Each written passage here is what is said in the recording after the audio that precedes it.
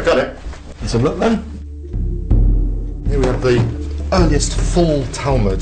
This contains the ancient traditions of the Jews in manuscript form before it was printed, so it's been written out by scribes. This is the bit they've rubbed out. The Pope wouldn't authorise the printing of the Talmud if it had slurs against Jesus in it. So the Jews rubbed this out so that they could get a licence for printing it. But actually on this one, it was unfortunate. They removed a real historic tradition. It's really valuable to them. So this is an important testimony about Jesus in a Jewish source that's pretty hard to read. Yes, it's very hard. But how can we read what's underneath it?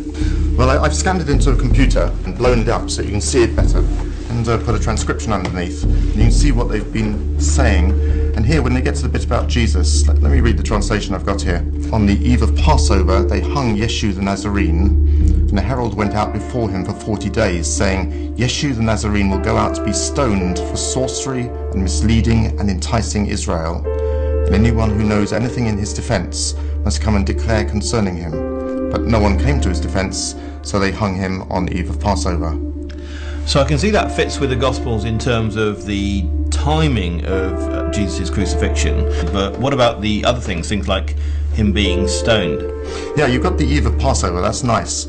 And you have other details which we don't know from the Gospels, like the charges that were made against him for sorcery and enticing Israel.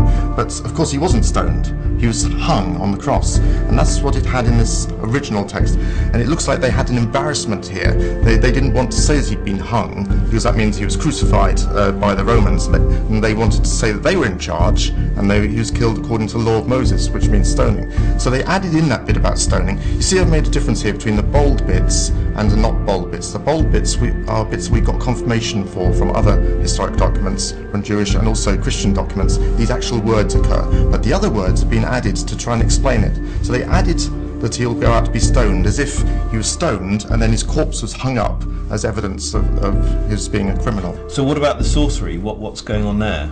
Well, sorcery is very interesting, because you can't be charged with sorcery if it's just magic, if it's just illusions. You can only be charged with sorcery if it's genuine miracles, but miracles done with the power of the devil. So this shows that they believed that Jesus had performed miracles? Yeah, they believed those miracles were real, and they were prepared to stone him for that fact. But they tried to cover it up by saying he was misleading Israel. They added in a word to suggest that these miracles were actually fake. It's illogical, because you don't get killed for fake miracles. So when do you think this tradition goes back to?